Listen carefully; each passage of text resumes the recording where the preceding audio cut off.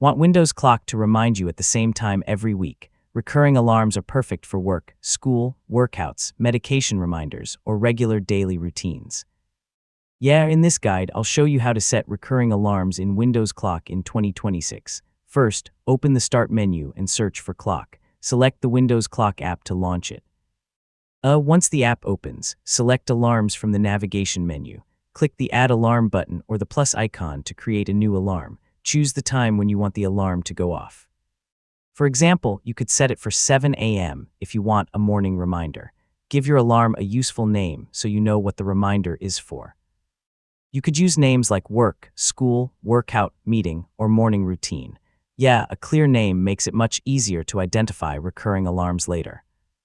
Now look for the repeat or day selection options. Select every day you want the alarm to run. For a weekday alarm, choose Monday through Friday. For a daily alarm, select all 7 days. Next, choose an alarm sound and set the snooze duration if you want one. Select a sound that's easy for you to notice, especially if the alarm is being used as an important reminder. Once you finish setting everything up, save the alarm and make sure its switch is turned on. Yeah, the alarm will now repeat automatically on the days you've selected. You can change the recurring schedule at any time by opening the alarm and editing its settings. You can also turn the alarm off temporarily without deleting it, or remove it completely when you no longer need it. And that's how to set recurring alarms in Windows Clock in 2026.